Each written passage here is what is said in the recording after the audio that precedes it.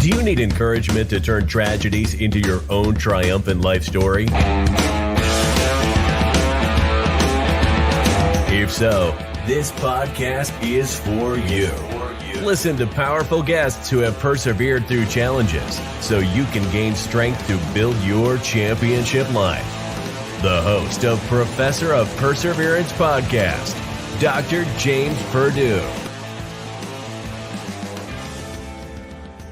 Hey, it's that time again. Hey, I'm the Professor of Perseverance, Dr. James Purdue himself. Thank you for coming in and listening on the Professor of Perseverance podcast, where we interview people who have gone through some type of struggle, trials, or tribulation, and has come out on the other side living a good, great life. And they're going to share their story, their journey with you, and hope to inspire you to move on in life, no matter what's going on. Today, our guest is a survivor from a mass genocide from Cambodia.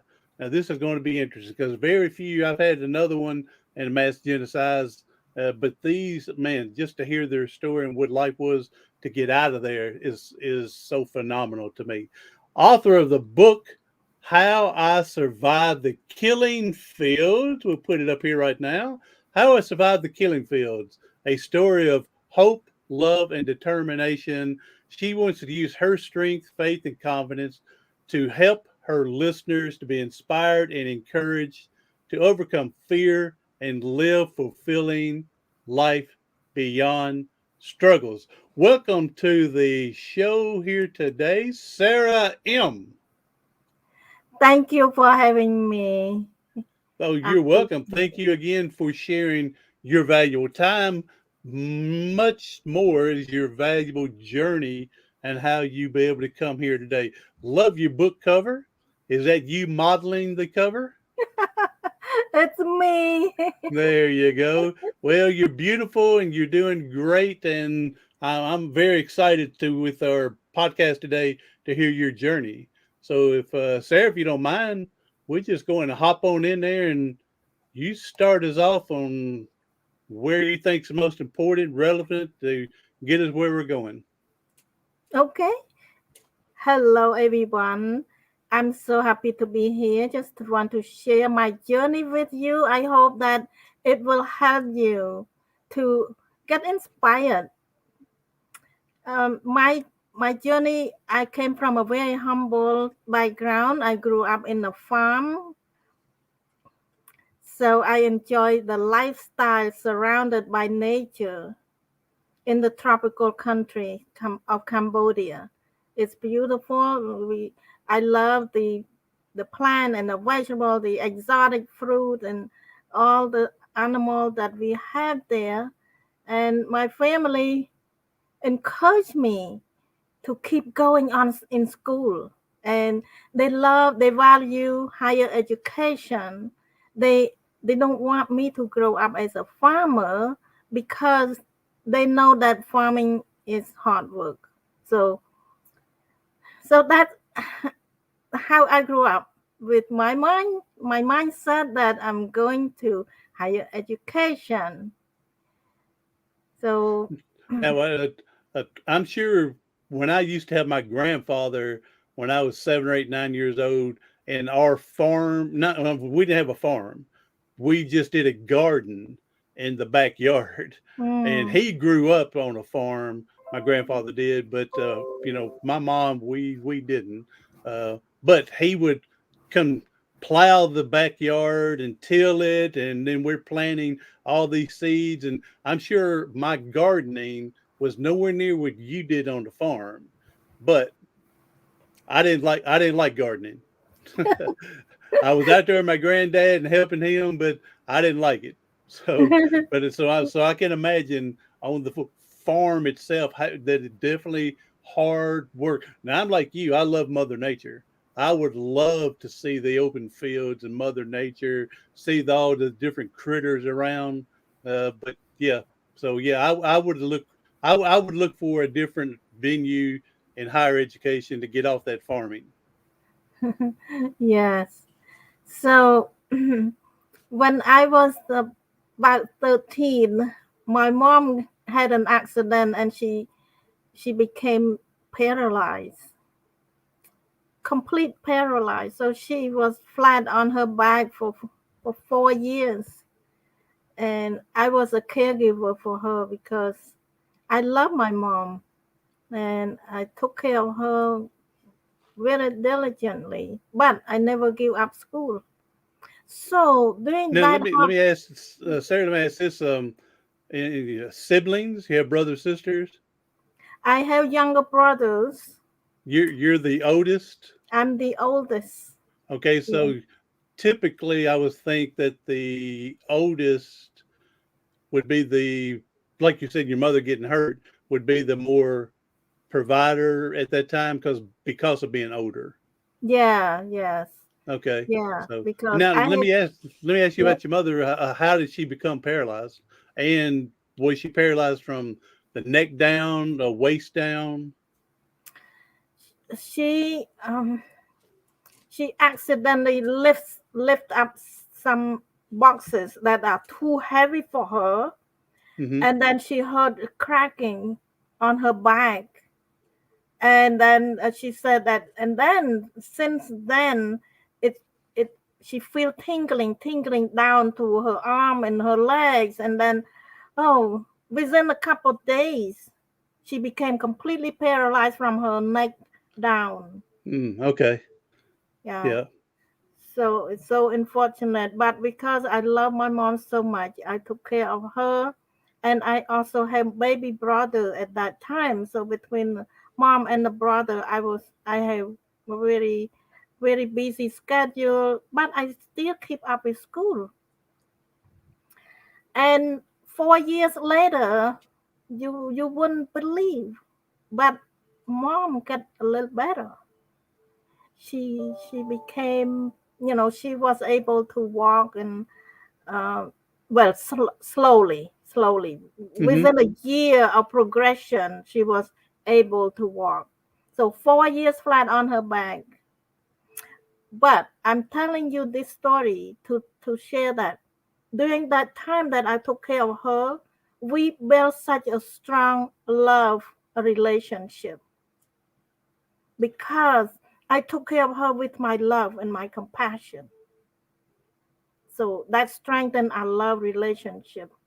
So when she was able to walk normally again, she went back to do the work and save up the money ready for me to go to college. So I went away for college. That is so far away from home. That's about 400 miles from home. And I stayed there by myself, well, with my roommate, of course. Mm-hmm. During my time in college, Cambodia went through a very bad time. When the Communist Khmer Rouge took over the country, they start to come in. Military took over. They came in with the truck, with the tank, with the guns, march on the street. And then immediately everything was shut down in the whole city. It's a complete shutdown. That means the marketplace, all the business, the bank, the hospital, the post office, the bus line, the airplane, the airport, everything. So I got really nervous and I want to go home to be with family, but I could not go home. It's not possible. So they immediately they began to evacuate people from the city. Okay. You couldn't go home. It's not because you weren't willing. You wanted to go home, but because everything was shut down and they were not allowing anybody in. Is that what it is? No, they um everything was shut down Mm-hmm. and nothing is working. So there Yeah. is no bus line is running. There's no Okay. Okay. airplane flying. Okay. Okay. Yeah. Yes. Yeah. I didn't know you meant, I mean, I knew you said everything was shut down, which I assumed airlines and busing, but I thought maybe that if you tried to get in, they were going, no, you're not coming in here anymore either. I didn't know they were stopping people from going in and out, but it's because everything is shut down. There's no travel possible to get in. Okay, I got you. Right, right. And the people are in the city. I was in the city. So they want people to leave the city. They start to evacuate. Mm-hmm. So that means they push us out of our own place. So I left everything that I ever have and just walk on the street with the big crowd. Everybody was in the same boat. We all walk in the heat without anything. Mm. But it was a miserable trip. I never forget it. I can imagine. Yeah. We sleep on the ground because, we don't have a place to sleep. We don't have much food to eat. We just grab whatever we have left and then bring it with us. And we cannot buy anything else. Nothing to, nothing for sales. Yep. Yeah. So eventually, I end up in the far away village and got to stay with somebody temporary, and then I was evacuated, not evacuated. I was displaced a couple more times. So eventually, I end up in the big camp, a labor camp, Mm-hmm. when they force us to work so hard in the Yes. in the heat and very long hour, and that hard work is 7 days a week. 15 hours Wow. a day, 15 hours a day. And I'm sure you wouldn't get the nutrition that you need for burning up all these calories of working. No, So, and no, then plus the heat and probably not much water as well. not much. Yeah. So now So, you were at college when this started or whatnot. right. So how was your family? How were they able to during this? Did you get to meet up with them later? Um, I don't know. Long, 4 years later, 4 years. Okay. 4 years. So I was trapped in that camp for 4 long years, and I almost did not make it. I Yes. gotten I've gotten so close to death a few times. Um, yeah, because they give us very little food to eat. We don't have anything to make our own cooking. They don't want us to do any cooking. There Yes. is a kitchen that they will give us a scoop of rice. That's it, and not much nutrition. And pretty soon, so many people get sick. I started to get sick within a couple months. My first sickness was my high fever, Mm-hmm. and then malaria, and then I had typhoid, Oh wow. and this is a very serious condition. And also my body started to swell up. I was swelling all over my body, in my face, and I have a hard time breathing. And then that swelling went down. I emaciated. So when I emaciated, I lost so much weight. The swelling, it was the your body hanging on to what fluids it could. And I'm sure with the genocide going on, they didn't offer any treatments to you, did they? Yes. I mean, No, there's no antibiotics. There's no, hey, try this. No, they're nothing to, you're on your own, doctoring your own self. right. Yeah. So I struggled with that condition. And also the lack of nutrition made me blind at night. So I lost my sight at night. Hmm. So this is make me very, very miserable. And I still had to go to work. because if I I would say don't work, misery would be the least of it.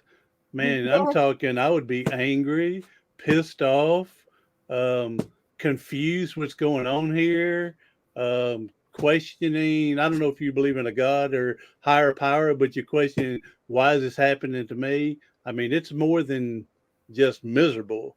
There's a lot in there, I would think. I mean, I would think that's what I would be. Yeah. yes, yes, it is. It I don't know what to think because I was all I thought about is just like, oh, my family, where are they? I want to be with them. And then Hmm. I am so sick and say, when I'm going to get better? How am I going to get better? Um, will I survive till the next day? Yes.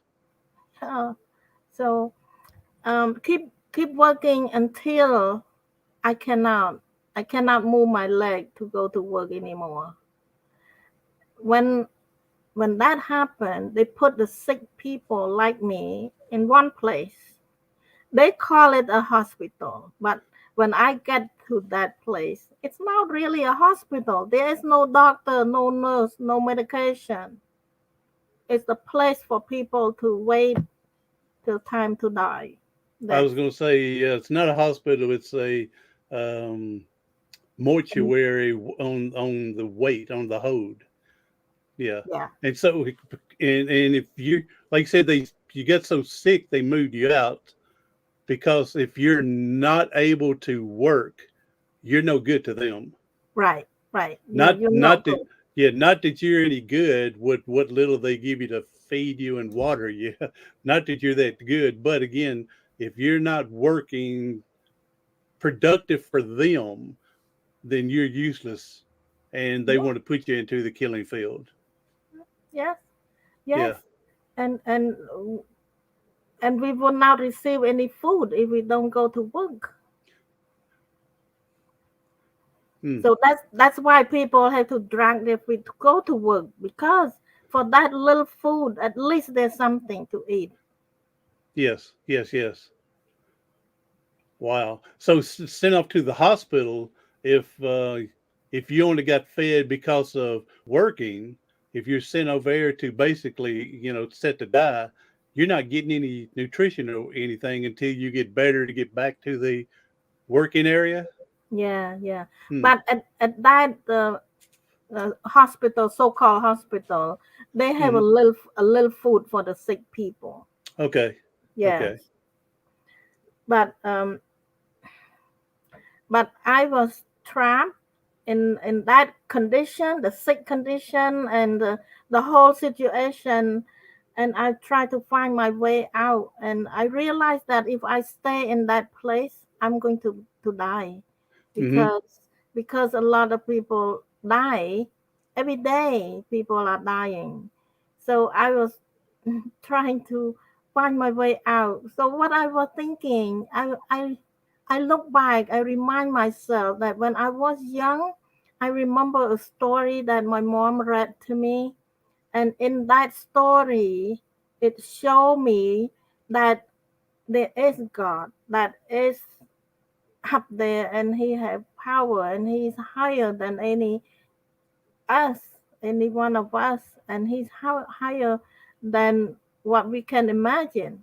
So Hmm. with that just a little information from the book, I make up my mind that there is God up there. So now that I am struggling to survive, I pray to that God.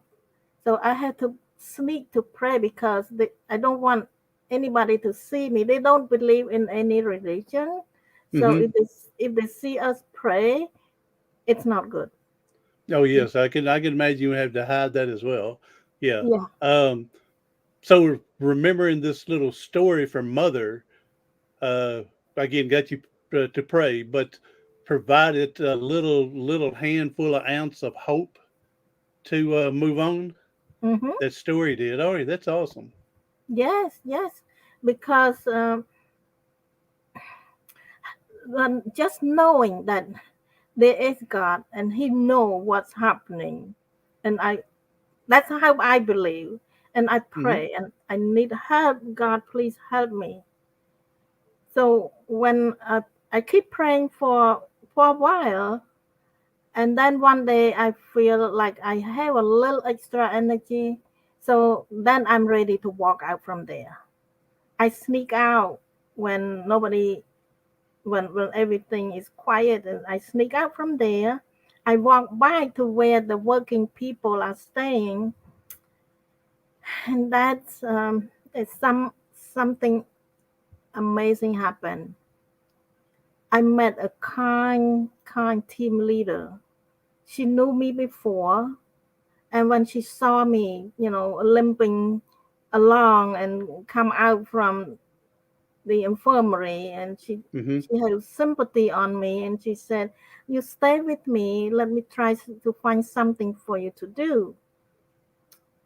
But very quickly, within a couple of days, she realized that I'm too sick and she doesn't have anything to help me to do. So she taught me to go to work in the kitchen. So she made some kind of arrangement with the kitchen staff. She said that now you can go to work in the kitchen.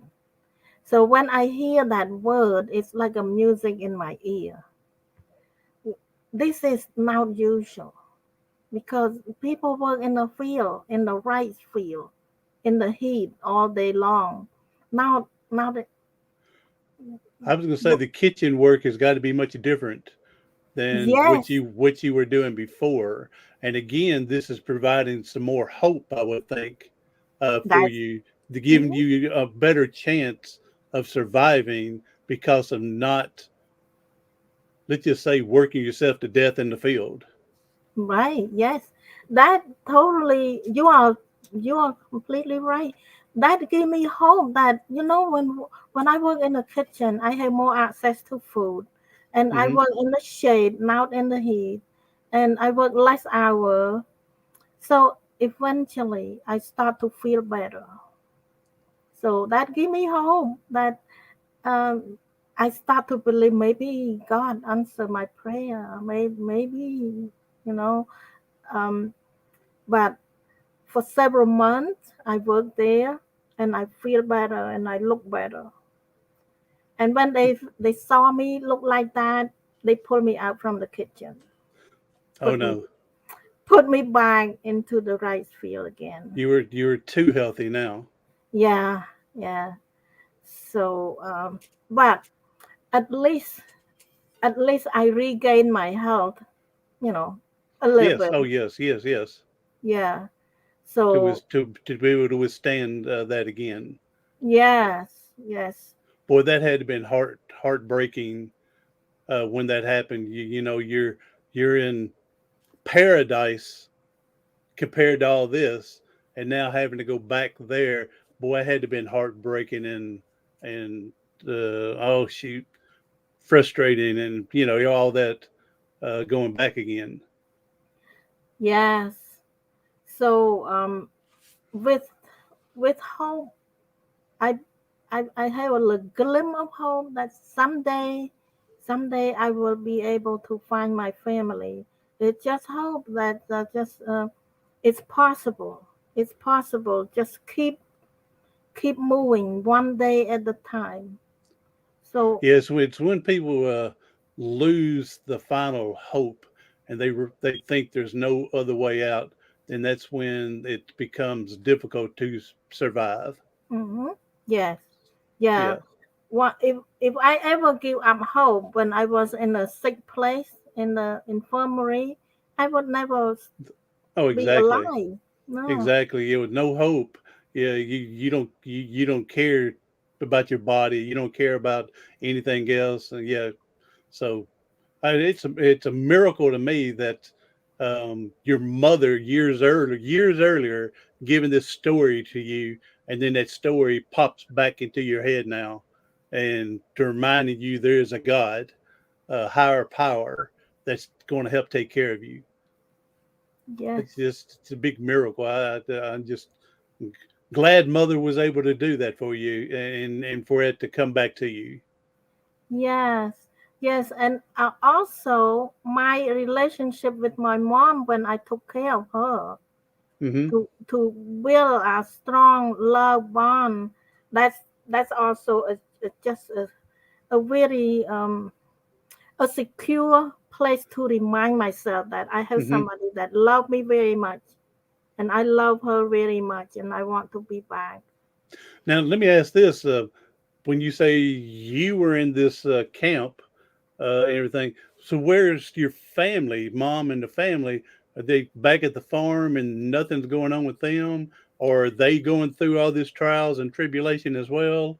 They're looking and waiting for you to come home, or I mean, are they living so-called normal life? And I mean, I don't know. Are they going through the same thing as well? They went through the same thing. Okay. This thing happened all over the country. Yes. Yes. Okay, I got you. Okay. Right. So All right. So you years of going on with this, and how did you finally get released, or how did everything stop? Were you able to get back with your family? after 4 years of enduring, um, this camp start to change. The uh, the leader of this camp somehow they found out about something. Something is going to change. Something is coming.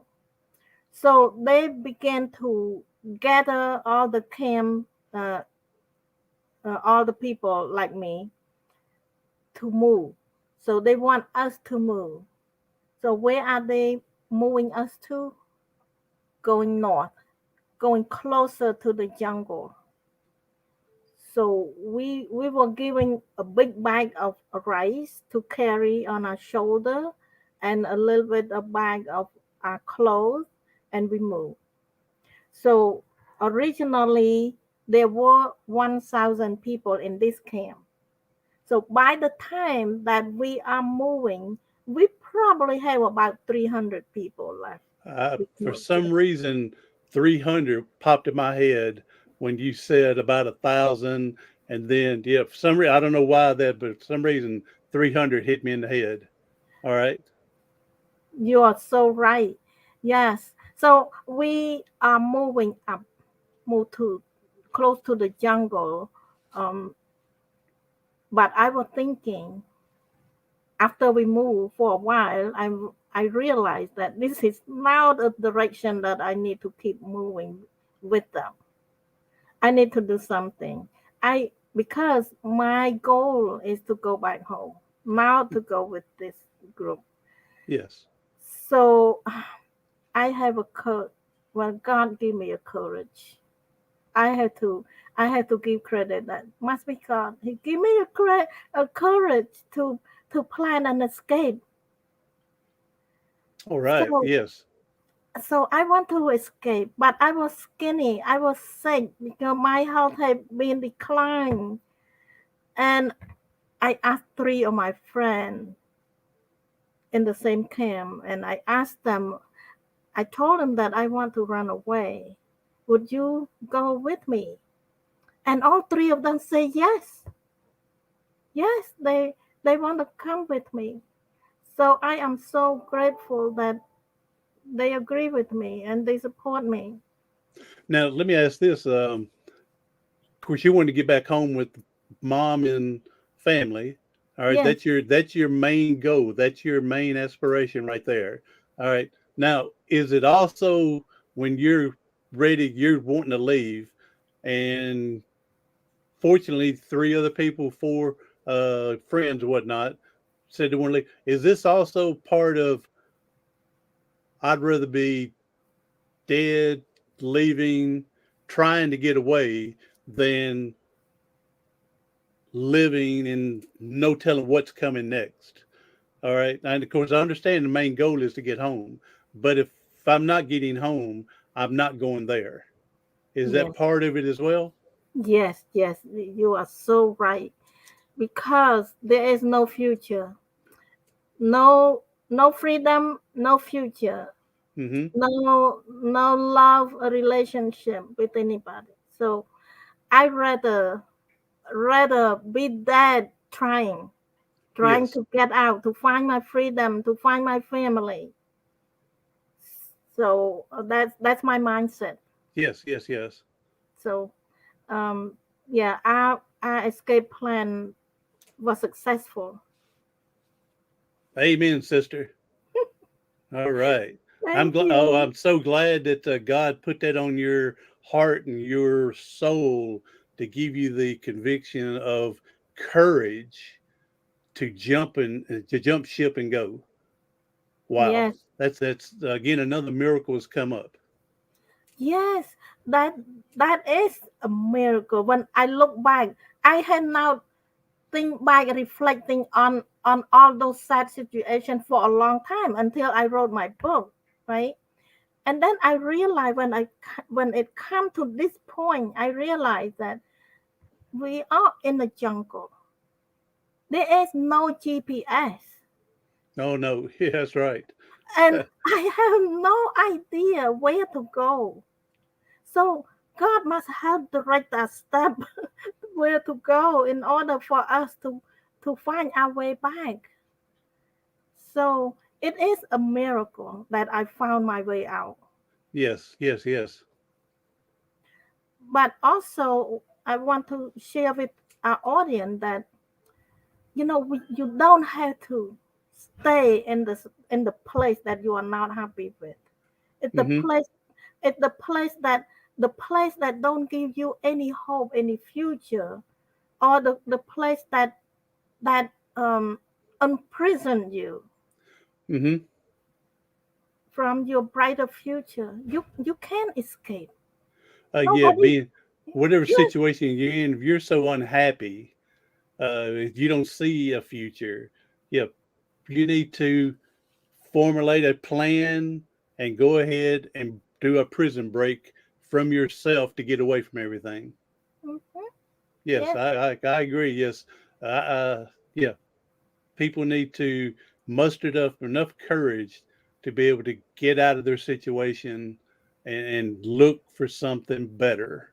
So, and again, find someone like you had these three other people to support you and go as well. Find someone that can help support you to get you out of whatever you're into. yes, yeah. The In reality, in life, in a normal way, in order for us to get ahead, we need to help other people along also. Yes, I agree with that 1000%. That we're here on this big ball of earth, that we should be able to help and support each other. There's too Yeah, much of all this other crap going on. But when we have been successful in doing and getting away or whatever, then we need to also show someone else how to be able to do that. That way they can teach someone else how to be able to get out of it. yes. So back to my journey, after I get out from that group, after a long walk, I met some people and I keep asking around, ask for direction. And, you know, finally I was able to find my way home. And I tracked down my family. It's a long journey, but Oh, it's yes. worth it. It's worth it. So I found my family. Now, let me ask about mother, since she was frail from the being paralyzed, Yes. and then how was she? Which you said she was able to years later be able to get up and walk again. How was she able to, with all this working and being so demanding and less food, and how was she able to survive? She and my dad and my little youngest baby brothers are in the house, in one shelter. They built their own shelter because they were uprooted from our original place, so they built Mm-hmm. their own shelter. But Yes. because my little brother, he can stay with the family, and my dad built a little secret room in that little shelter to hide my mom. My mom had a stroke, Okay. during this hard time, she had a stroke. So she fell flat on her back again, cannot walk again. But because my dad was around, he was able to help out. Yes. But my other brothers, I have two other brothers. They are big enough to be pulled out from the family and go to put them to work, harsh labor, just like me. Yes. Yeah, we all struggle the same way. Wow. And what years were this? From 1975 to 79. All right. So, all right, for the 4 years then, 79, how did everything, of course, that's when you went back home and everything. Did did some other organization groups come in to shut the thing down to get it back to normal? I don't know to say Americans, but allies and stuff find out and help uh, get this like it's supposed to be Yes, from that yes, is okay. I did yes, I didn't know how to put that, but I don't want to say Americans only. I'm sure it's allies, other countries that come in to help uh, right. to do this. Yeah, the neighbor country, somebody sneak out the news that this Khmer Rouge communists kill a lot of people and treat people like animal, and so the news get out, and there was a, a team, Yes, the Vietnam group come in to release to liberate. So I think liberate. Yes, that's that's a good word, to yes, it liberate is. us. Yeah. Okay, all right, and then well, let's go ahead and fast forward. And after all this and reconnecting with family, all of you are getting as healthy as much as possible. And how did you get here? Hmm. One more escape. There you go. Did you get to go back to your college for your education and getting here? What happened now? Well, when after I reunited with my family, the country was in a big mess. There is Oh, yeah, I can imagine that. nothing going on. There's no school, no college, nothing. So after a year of enjoying the reunion, we realized that the situation is not much better than before. We don't see the future, and it's just very risky. So my mom had this idea. She said, one or two of us need to get out from the country and to find, somehow, some way, find a better future, and hopefully, can come back and help out the whole family. So Hmm. that's her thinking. Yes. And she teamed up with me with her cousin. She have a cousin who is about my age. So she said, why don't you go with him and go get out and go find my cousin. She had another cousin who came to United States as a student. Hmm. So that's our plan. So now me and my mom's cousin, we plan together to go to the Thai border. Our, my hometown is now uh, too far distant from the Thai border. It's far enough that we cannot walk. We have Hmm. to drive there. We have to ride a motorcycle to get there. But within proximity, that it's possible that we can go there and to escape. So that's what we did.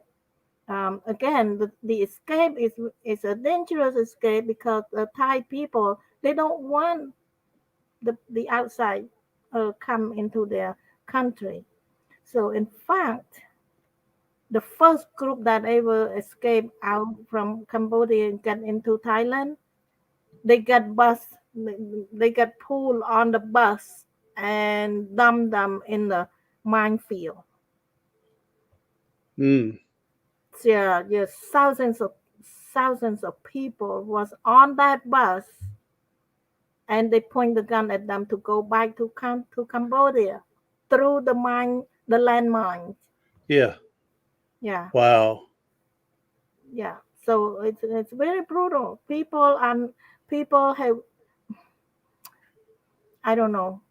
People are just not compassionate, not kind. Yeah. Oh.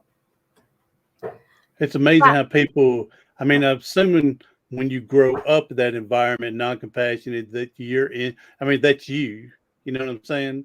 But when you're in a compassionate family, loving stuff, it's hard to trade to go back and to go to that non-compassionate unless there's something but yeah, it's hard to believe, but that's the way it is. And there's some people who's grown up without that love, without that unconditional love, without the compassion. And then, yeah, then there's a bunch of people like that. And boy, it's hard to control anything then.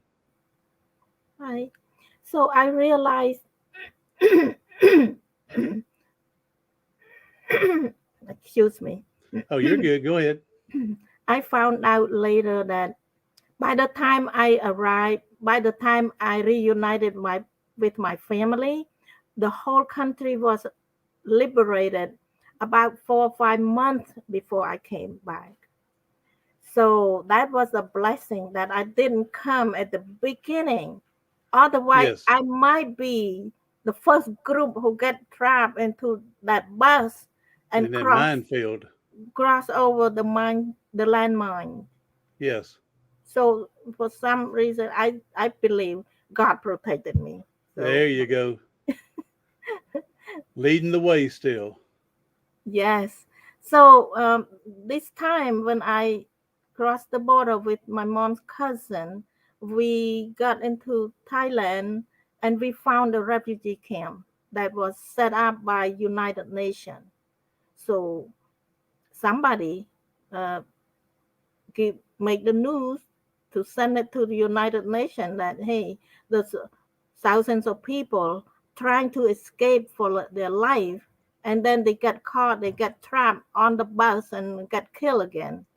Hmm. So, but United Nations built the camp for refugee, and I got there, and I was able to track down to make connection with my relative in United States, and he sponsored me to come.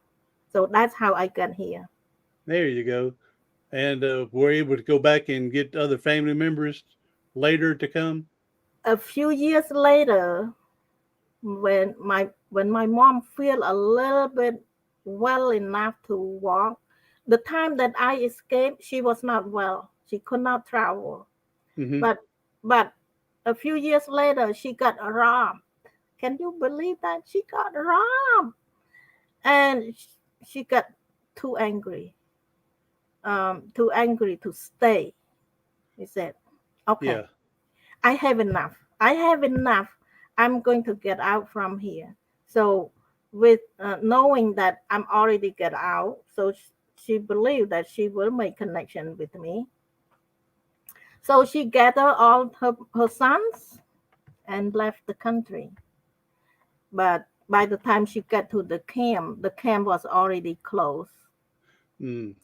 They stopped a register for new resident. So there's another challenge for my family, big challenge this time, Hmm. because when you come to a new country undocumented, you get no future, Yeah. no future. So that's the problem that I need to solve. By that time, I was already in United States, and I already got a job and so on. So I worked out the immigration process, how to get my family out. Hmm. So I did. Eventually, I got them to United States, but it took 5 years. I can believe Five, that. I can five believe that years. with the slow government red tape. I can believe that. So with the slow paper movement, yep, I can believe that. And I'm sure it cost quite a bit of money, didn't it? Yeah. I have a lot of support from the people that are kind and compassionate in United States. There we go. There's some of them. There's still people out there that are kind and compassionate. There's some. Yes, It's sad that the small hand few that are uncompassionate kind of outrules the majority sometimes. So, but no, I'm glad you were able to find this group that's willing to help and really to do and awesome. So, well, Sarah, yeah, this has been an amazing journey and amazing story. I've been intrigued listening, and so you've provided me with some hope to continue on to the next venture that comes my way. And so, hey, if you want to go ahead and we're going to get ready to wrap this up, but if you want to go ahead and tell everybody how we can your website, how we can look at getting your book. Your book again is How I Survived the Killing Field, a story of hope, love, and determination. If you can tell us your website, any other social media, how to get a hold of you, and sure. your book, we'll really appreciate it. Sure, yes, I would love to autograph my book for the audience that like to read my journey, my story. It's available on my website only. It's not on Amazon. Just go to saraim.com. SARAIM.com/book. You will find that book. And I also a inspirational speaker. If you have a group, a gathering, a place where you want to inspire people, reach out to me. And this is an inspiration that you want to hear, that you want to share with your group. I mean, someone wild to go from the killing fields of work, hard work, and little food, nutrition, having the courage again given by God to escape there, and then again a second escape to get here. This would be a nice inspirational journey for all of you to experience. And again, if you want to go to her website, is Sara M. That's SARAIM.com. And then you can find the book and all the other information to contact her from that. Now, you have any other Facebook or Instagram or anything that they can look you up? Yeah, I'm on LinkedIn. LinkedIn, it just look for my name, Sara Im. And Facebook, my my personal profile, you have to add another M to my last name to find me. And There's a, I'll put these links down in the show note as well. But for ones that are listening, do the old Google. Sara, SARAM is IM. yeah. And do the Google search and you'll find her through there. So, Sarah, appreciate you being on here and incredible journey, incredible determination to want to survive. And I really appreciate the perseverance that you have for being on the Professor of Perseverance podcast. So appreciate that. And Sarah, last thing here, we know there's people hurting, they're struggling. And if you can come up with a powerful message to help them get through today, that'd be a blessing. I would encourage you to hold on to your hope. Never give up hope. And also have faith. With your strong faith, and your hope will lead you out of darkness. Amen, sister. That's a good word and everything. Keep that hope and strong faith and go from there. So, Sarah, thank you again for being here. It's been a pleasure. Again, it's heartwarming for me, and I appreciate you being here and sharing with the audience and getting your valuable time as well. So, anybody else that's coming in on the replay, share us out. This is an incredible journey. Listen to it 2 or 3 times. You're going to learn something every time from this. So, everybody else, thank you for coming in. Do something today, tomorrow, something next week that's going to help you persevere past your paralysis